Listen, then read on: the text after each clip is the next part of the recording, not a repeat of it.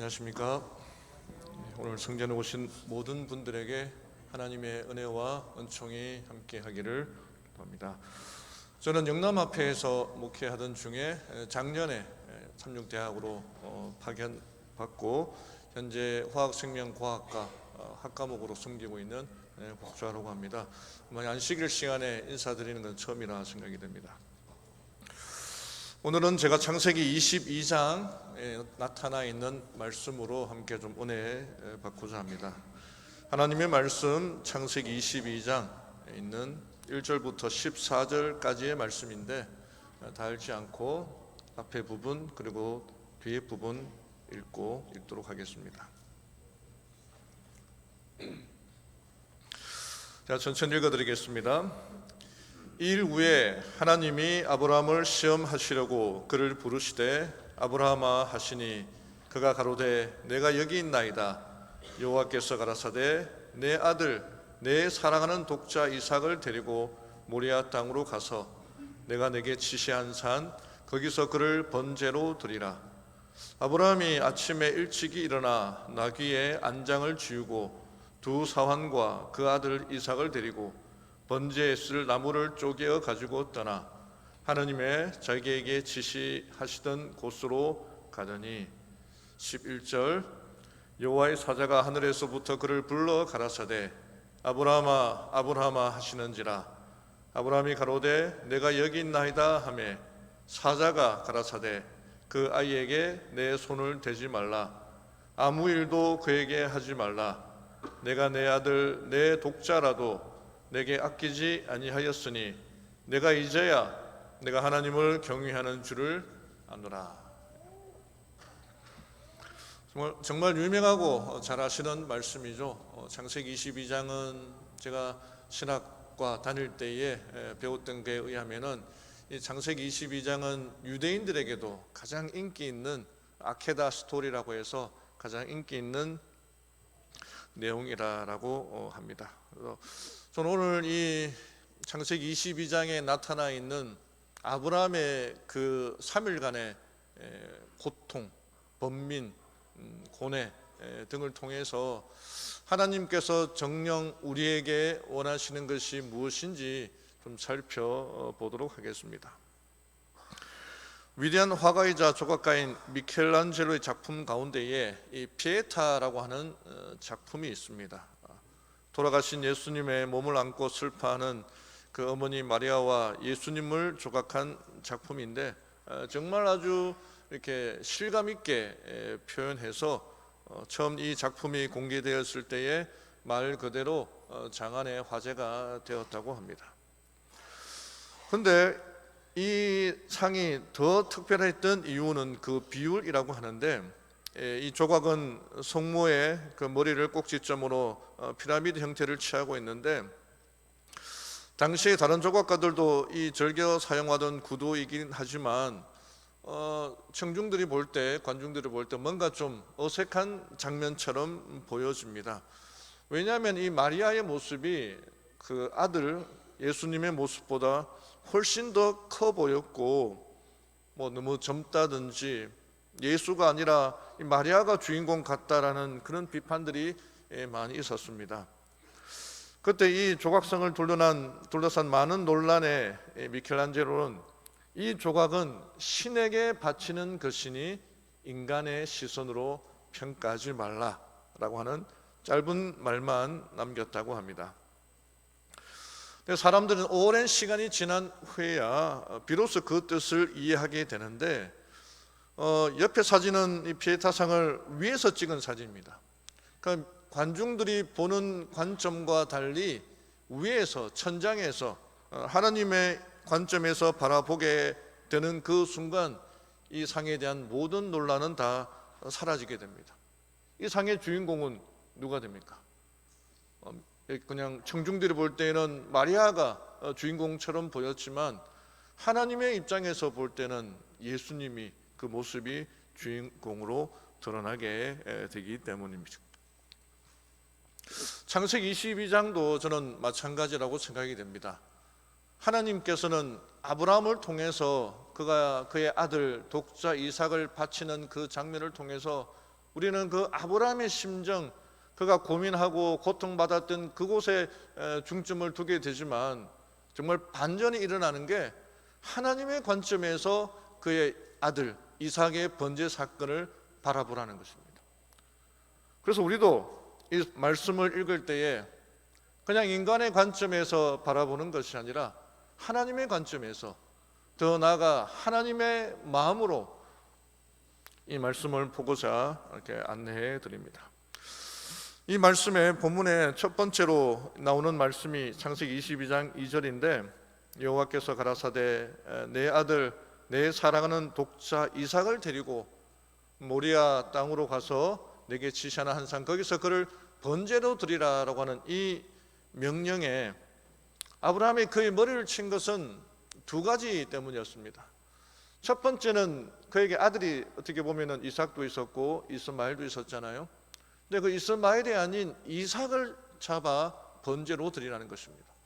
내 아들, 내 사랑하는 독자 이삭이라고 분명히 얘기하고 있습니다. 그리고 두 번째로 강조하는 것은 번제로 드리라는 겁니다. 번제. 제가 좀 설명을 해놓았습니다만, 번제라는 것은 당시의 모든 제사의 기본이었고 가장 오래된 제사 형태였고, 짐승의 피를 받아서 죽여서 피를 받고 배를 잘라서 내장을 다 드러내고 그리고 각을 떠서 불에 남김없이 태우는 것이 번제입니다.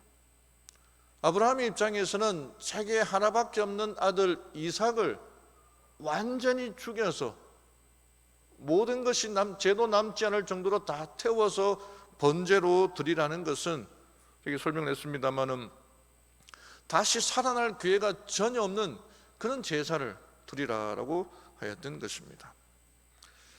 이 장면에 대해서 부조와 선지자에서는 정말 아주 슬프게 좀 설명을 하고 있는데, 아들이 사고나 질병으로 죽어도 그에게 큰 충격이 올 텐데 직접 그의 아들을 죽여서 제사 지내라고 하는 것은 그에게서는 엄청난 큰 시험이었다라고 말합니다. 그의 나이가 120세였고 이삭의 나이가 20살, 이제 성년이 된 나이 아니었습니까?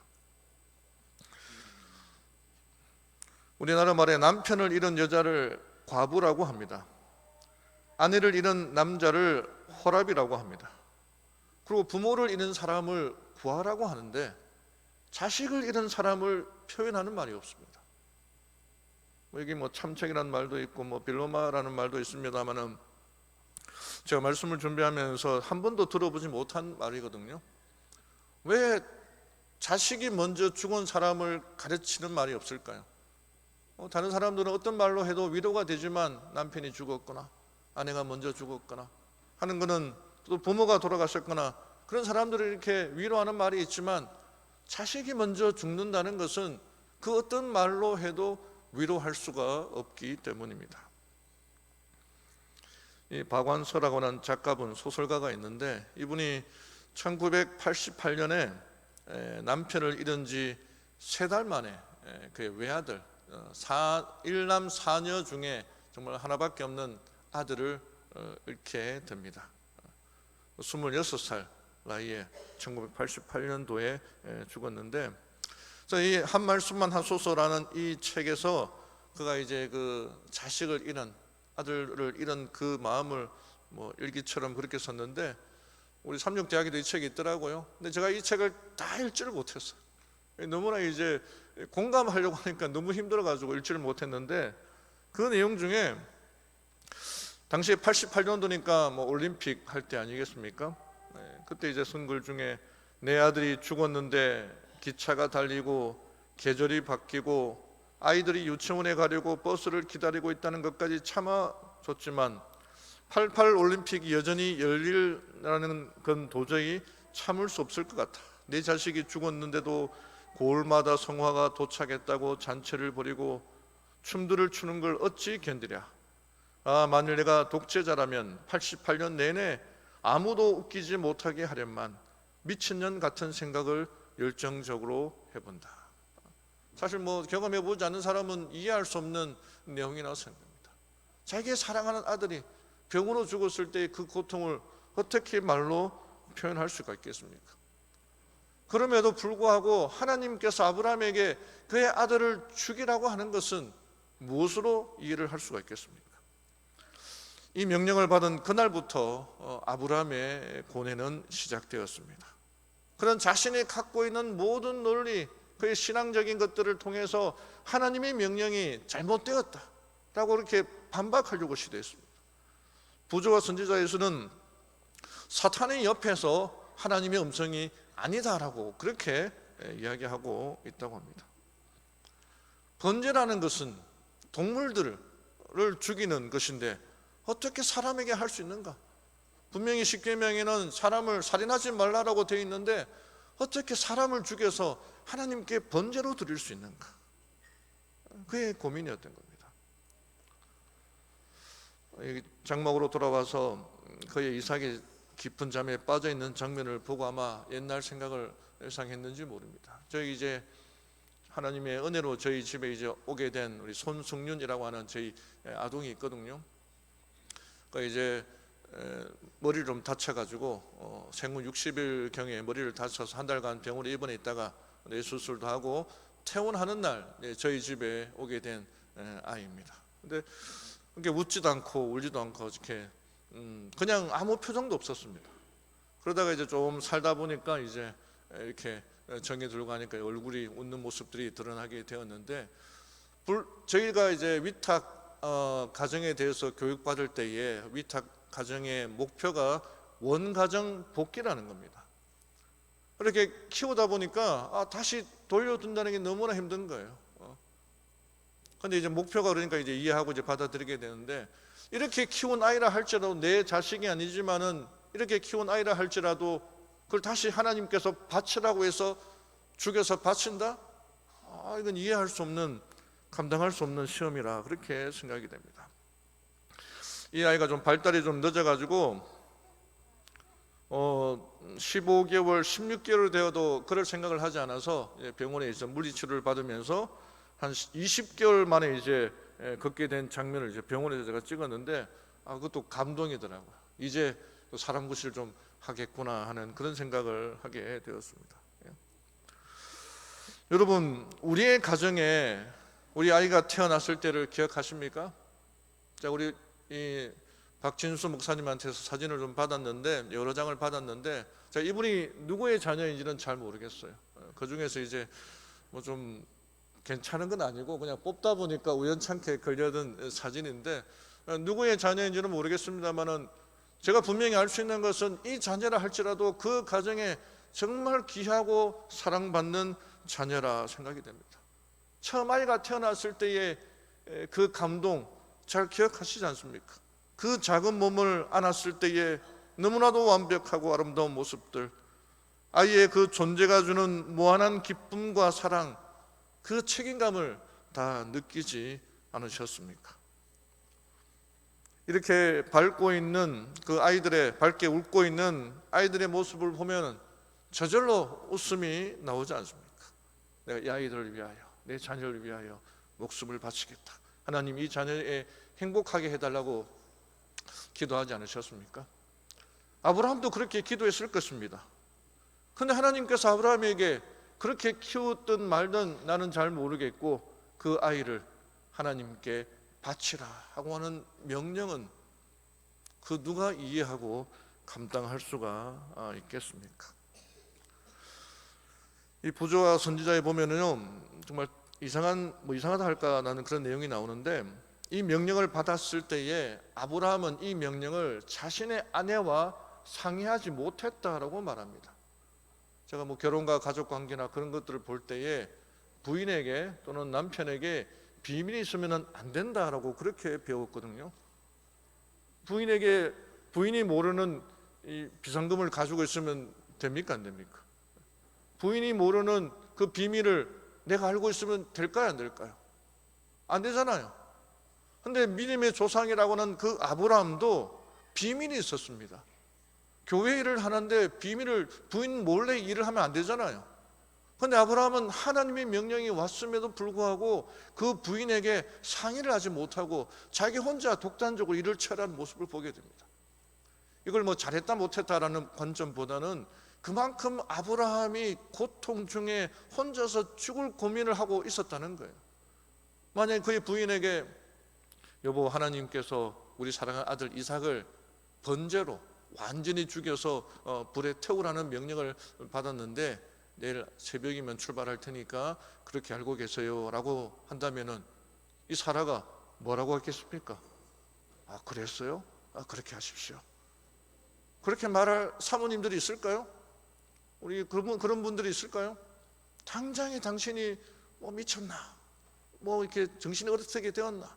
그렇게 말할 수 있을 줄 모릅니다. 어떻게 키운 아이인데 정말 하나밖에 없는 이 아이를 키우고 이제 좀 있으면 이제 결혼도 시키고 해야 되는데 어떻게 죽이고 갈기 찢어서 태워서 하나님께 바칠 수가 있느냐? 그 말을 누구에게 할 수가 있었겠습니까? 여기는 3일 동안에 여행하는 장면이 나옵니다. 아브라함이 평소에 말이 많았는지 적었는지는 모릅니다만 이 여행하는 기간 동안은 할 말도 없었고 말할 생각도 없었다라고 말합니다. 그의 고민은 이제 아들을 죽이고 번제로 태우고 집으로 돌아갔을 때에 그 부인에게 뭐라고 변명해야 될까? 그 생각만 하게 하였습니다. 분명히 아이를 죽이는 그 순간 우리 집사람의 목숨도 죽게 될 텐데 뭐라고 얘기할까? 사람들이 만나면은 아브라함 목사님, 아브라함 장로님, 요즘 그 아들 이삭이 안 보이는데 어디 여행 갔습니까? 라고 질문하면은 뭐라고 대답해야 될까? 예, 하나님께서 우리 아들 이삭을 번제로 바치라고 해서 지난주에 죽이고 다 이렇게 불에 태우고 번제로 바치고 왔습니다. 그렇게 사람들에게 말하면은 그 옆에 있는 사람들이 장로님, 아브라함 장로님 정말 믿음 좋으시네요. 이렇게 보이는 데서는 할 줄은 모르겠죠. 그러나 뒤에서는 다 돌았다고 그렇게 할 거예요. 뭐라고 설명해야 될까요? 자신의 신앙에 대해서 평생을 믿었던 하나님의 명령에 대해서 순종한다는 게 어떻게 사람들에게 설명할 수가 있겠습니까? 저는 우리 아들 이제 큰아들 키우면서 우리 아들이 악기를 참 잘하기를 바랬고 잘할 줄 알았습니다. 어릴 때부터 바이올린도 하고 첼로도 하고 피아노도 하고 없는 돈에 그냥 막 돈을 주면서 가르쳤는데 중학교 2학년이 딱 되니까 자기는 악기를 안 하겠다 선포를 하더라고요. 제가 이 교회에서 이 목사님의 자녀들이 예배 드릴 때 바이올린 하고 한 번씩 나가서 이제 특창하면 집사람이 플루트 하거든요. 플루트 하고 우리 아들이 바이올린 하고 저는 악기를 못하기 때문에 노래를 하고 얼마나 멋지고 아름답겠습니까? 근데 우리 아이는 이 악기를 안 하겠다는 거예요. 막 그냥 야단을 쳐도 이렇게 더 사이가 나빠질까 봐 그렇게 하지 못하고 대신에 좀 운동을 좋아해가지고 여기 이제 그 고등학교 1학년 때에 제주도 같이 자전거 타자 해서 제주도 가서 이제 한 바퀴 다 돌지를 못하고 이제 힘들다 해서 반 바퀴만 돌았는데 그런 꿈을 추억을 좀 만들고 주고 싶었고 또 저는 이제 꿈 중에 하나가 우리 아이를 하고 같이 이제 테니스 대회에 나가서 영남 합회 테니스 대회에 나가서 우승하는 게 꿈이고 또 영초고 대회에 나가서 우승하는 게 꿈이라 가지고 어릴 때부터 이제 레슨을 시켰거든요. 지금 이제 제가 볼 때 이제 발리 하다가 말았는데 내년 이제 대학 들어와서 교양 수업 듣고 그 다음에 이제 친구들하고 하다 보면은 조금만 지나면 이제 대회 나가서 부자가 대회 나가서 우승하면은 사람들이 얼마나 이렇게 부러워하겠습니까? 이제 곧 그 꿈이 이루어지려고 하는데 하나님께서 내 아들을 번제로 드리라 라고 한다면 그 모든 꿈들이 다 사라지는 거예요. 아브라함도 꿈이 없었을까요? 여기 보면은 아브라함의 꿈은 그의 자손이 하늘의 별처럼 셀 수 없이 많으리라는 것이 그의 꿈이었습니다. 이제 20살이었고 성년이 되었고 이제 며느리 보고 그럼 이제 장가가고 하면은 그의 꿈이 이제 이루어지기 바로 직전의 일인데 하나님께서 그의 아들 이삭을 죽이라고 말하는 것은 이삭만 죽이는 게 아니라 그의 가족들, 그의 모든 인생들을 완전히 부정하는 그런 시험이었다는 것입니다. 정말 속된 말로 아브라함의 마음은 미치고 환장할 지경이었을 겁니다. 여기 우리 대학교에 이슬 같은 청년들이 있습니다. 제가 이분들이 뭐 누구의 자녀인지는 모르겠지만은 그럼에도 확실하게 알 수 있는 것은 정말 귀하고 각 가정에 정말 그 아버지의 꿈, 그 엄마의 꿈을 대신 이루어 줄 수 있는 자녀들이라는 사실은 알고 있습니다.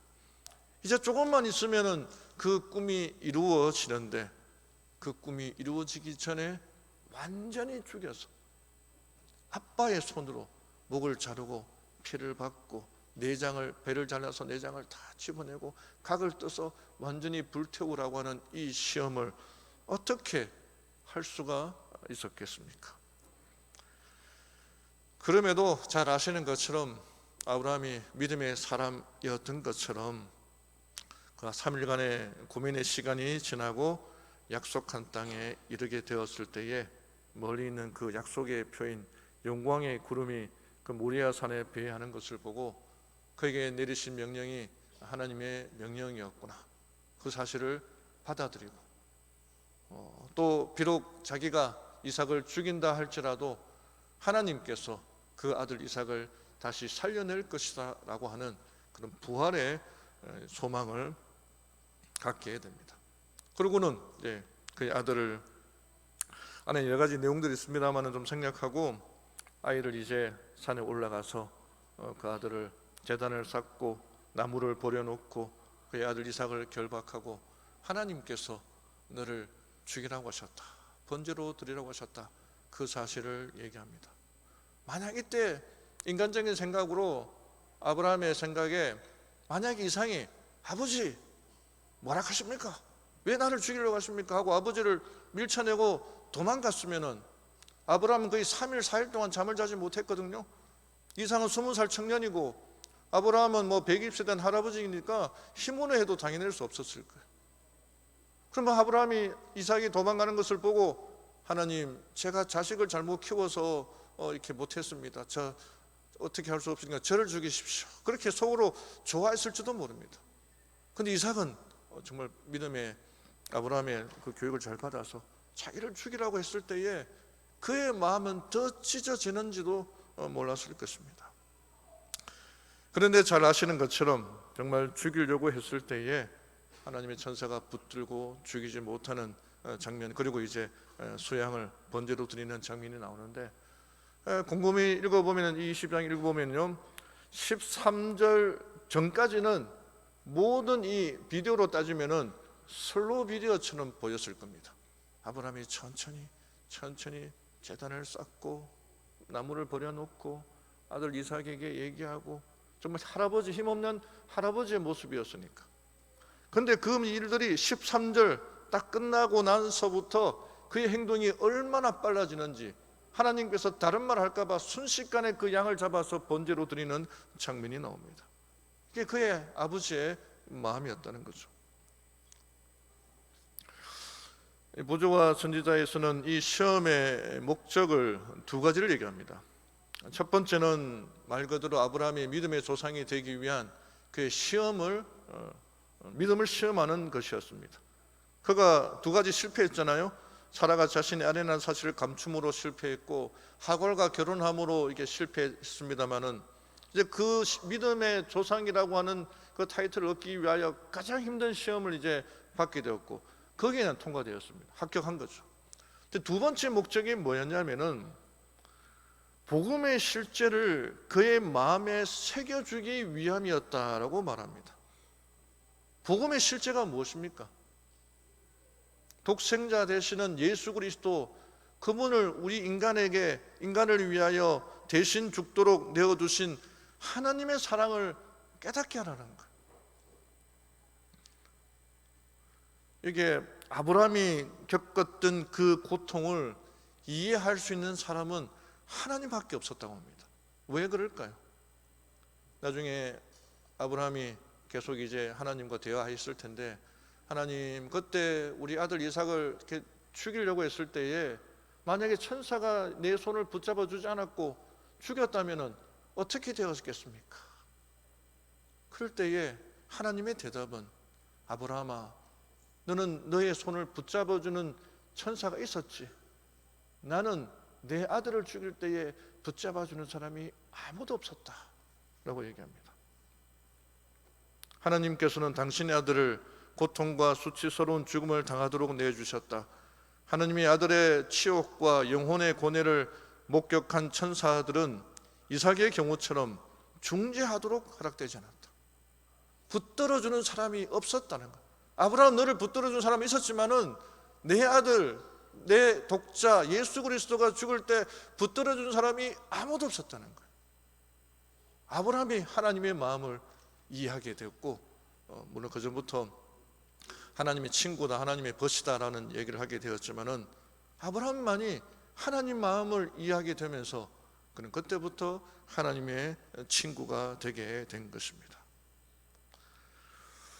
자, 전에 있던 교회가, 여기 오기 전에 있던 교회가 밀양의 삼낭진 교회라고 하는 곳이었습니다. 그 교회에서 한 4km, 좀 5km 정도 떨어진 곳에 김범우 순교자묘라고 하는 가톨릭 교회에서 말하는 그 성지가 있는데 산 위에 있거든요. 걸어서 가면은 1시간 반, 자전거 타고 가면은 제일 빨리 갔을 때 쉬지 않고 가면 한 35분이면 도착합니다. 한 40분 정도 도착하고 그냥 바로 내려오면 내려오는 데는 뭐 10분, 15분밖에 걸리지 않으니까 1시간 운동하게 딱 그런 장소로 가지고 어떤 데는 올라가서 이 그 묘 앞에 이렇게 넓은 뭐 터 같은 게 있고 그다음에 거기 이제 바위가 있고 해서 이 옆에서 이제 어떤 데는 기도하고 성경 보고 책을 읽고 내려오는 그런 장소입니다.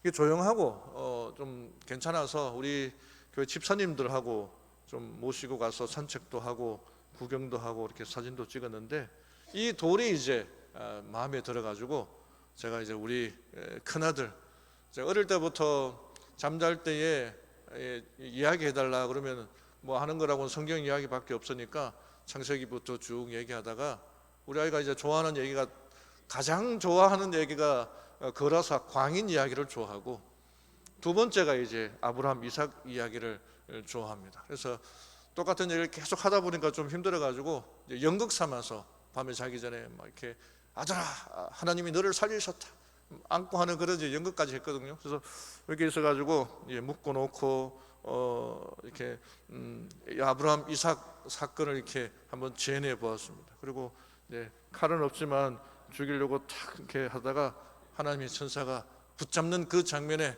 우리 아들아 살았다 하고 이렇게 앉는 장면이었는데, 제가 왜 이 이야기를 좋아하고 아들에게 자주 했고 해본 것은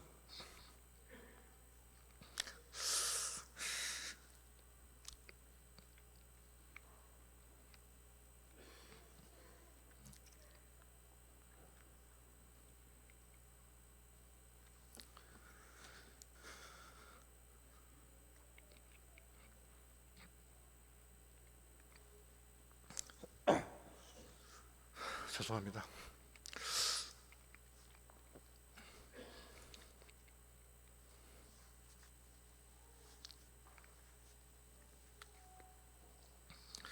저도 하나님의 친구가 되고 싶고 하나님의 마음을 이해하고 싶었기 때문입니다. 인간적으로 좀 섭섭한 게 있거나 하나님께 뭐 달라고 기도하는 것이 아니라 신앙의 그 한 차원 높은 하나님의 마음으로 일하고 싶었기 때문입니다. 제가 그 각 시대 재능투를 좋아하거든요. 올해 그 예언의 신 퀴즈 문제가 각 시대의 대쟁투인데 잘 풀고 계시죠? 제가 뒤에 보면 이렇게 문제지를 갖다 놓은 거 보고 제가 유심히 좀 어떤 분이 내셨나 좀 보기도 하고, 우리 담임 목사님 얘기 들으니까 유 교수님 통해서 이렇게 인터넷으로 문제를 푸는 게 있다고 하더라고요. 올해 이게 각 시대 재능투 보고판으로 도전 골든벨 한다고 해서 그렇게 이제 준비를 하고 있는 걸로 알고 있는데, 이 문제를 누가 내었을까요? 예언의 신 퀴즈 문제 각 시대 재쟁투 누가 내었을까요? 올해 거를 차마 제 입으로 제가 냈습니다라는 말을 좀 못 드리겠네요. 너무 쑥스럽고 좀 너무 교만한 것 같아가지고 차마 제 입으로 말씀을 못 드리겠습니다. 제가 이제 작년에 우리 연합회 출판부로부터 이제 보급한 문제를 좀 내달라고 해서 그 책을 가지고 정말 거짓말 좀 보태가지고 너덜너덜하게 이거 읽으면서 문제를 냈는데, 가장 제가 좋아하는 이 장면이 이 첫 번째 아담과 마지막 아담이 만나는 장면입니다.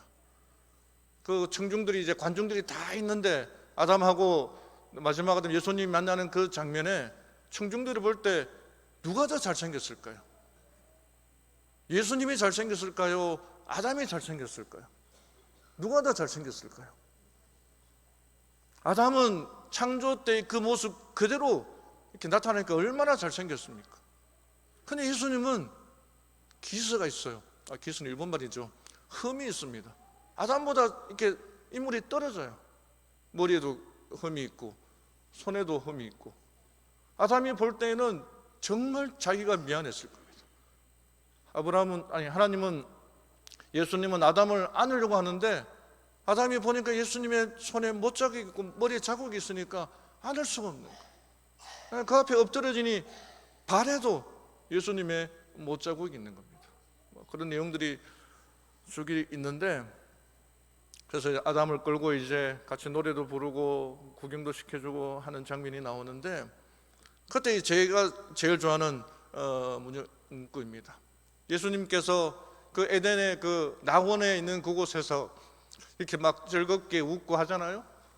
그런데 그 모습을 보고 그리스도께서 십자가의 굴욕을 참으시고 부끄러움을 개의치 않으신 것은 당신 앞에 있는 즐거움, 곧 많은 아들들을 영광으로 인도하는 즐거움을 위해서였다. 그러니까 제가 설교할 때 잘 울지 않는데, 십자가 고생 엄청 하셨잖아요. 엄청난 모욕을 당하셨잖아요. 근데 그 모든 것을 감당할 수 있었던 것은 그때의 그 자기의 그 수고의 결과가 나타나 있는 것을 보고 만족해 하신다라고 하셨던 것입니다. 저는 이렇게 하나님의 마음을 이해해야 된다고 생각합니다. 제가 우리 대학에 와서 사역을 해보면은 뭔가 좀 이상한 것도 있고 뭐 좀 비합리적인 것들이 좀 보입니다. 선교가 제일 최고가 되어야 되는데 왜 정책은 그렇게 않을 때가 있지라고 하는 생각이 들 때가 있습니다.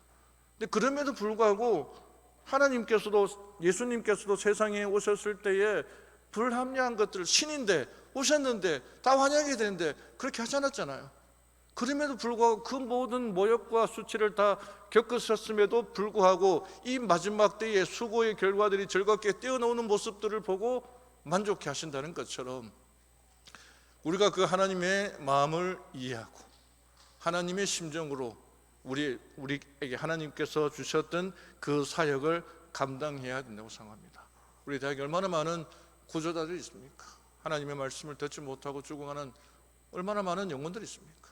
그들을 위하여 하나님의 심정으로 이해해야 되는 것입니다. 하나님의 친구가 되고 하나님의 뜻을 알고 그것도 깨달아 실천하는 친구가 되기를 바랍니다. 예수 그리스도의 귀한 헌신과 희생을 마음에 품고 그 사랑을 실천하며 살아가게 되기를 바랍니다.